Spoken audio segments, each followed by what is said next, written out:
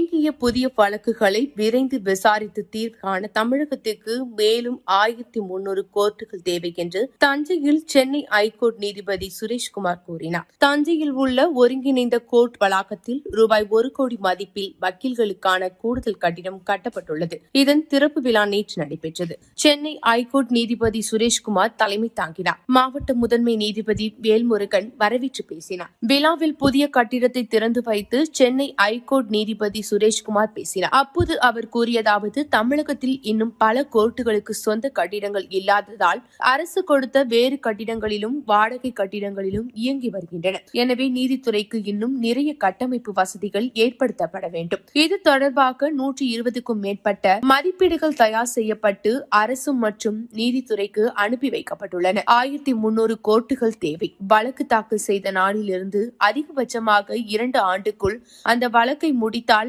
மக்களுக்கு பயனுள்ளதாக இருக்கும். தமிழகத்தில் தற்போது ஏறத்தாழ 1300 கோர்ட்டுகள் உள்ளன. தேக்க நிலையில் உள்ள வழக்குகள், புதியதாக தாக்கல் செய்யப்பட்ட வழக்குகள், வருங்காலத்தில் தொடுக்கப்படும் வழக்குகளின் எண்ணிக்கை அதிகரிப்பு ஆகியவற்றை கணக்கிட்டு பார்க்கப்பட்டது. இதன் அடிப்படையில் மேலும் 1300 கீழமை கோர்ட்டுகள் அமைக்கப்பட்டால்தான் தாக்கல் செய்யப்படும் வழக்குகளுக்கு 2 ஆண்டுகளுக்குள் தீர்வு காண முடியும். இதற்கு கட்டிடங்கள், நீதிபதிகள், ஊழியர்களின் ஊதிய செலவு, அடிப்படை வசதிகள் உள்ளிட்டவற்றிற்கு ரூபாய் 16,000 கோடி தேவைப்படுகிறது. இதுவும் அரசின் பரிசீலனையில் உள்ளது என்று அவர் கூறினார். திருவையாறு கும்பகோணம் விழாவில் கலந்து கொண்ட சென்னை ஐகோர்ட் நீதிபதி சதீஷ்குமார், திருவையாறு கோர்ட் வளாகத்தில் பழமையான மாவட்ட உரிமையியல் கோர்ட் ரூபாய் 6.8 லட்சம் செலவில் கட்டப்பட்ட ஆவண பாதுகாப்பு அறையையும் ரூபாய் 8 லட்சம் செலவில் கட்டப்பட்ட நூலகத்தையும் காணொலி காட்சி மூலம் திறந்து வைத்தார். சென்னை ஐகோர்ட் நீதிபதி ராஜசேகர் கலந்து கொண்டு கும்பகோணம் கோர்ட் வளாகத்தில் ரூபாய் 49 லட்சத்து செலவில் கட்டப்பட்ட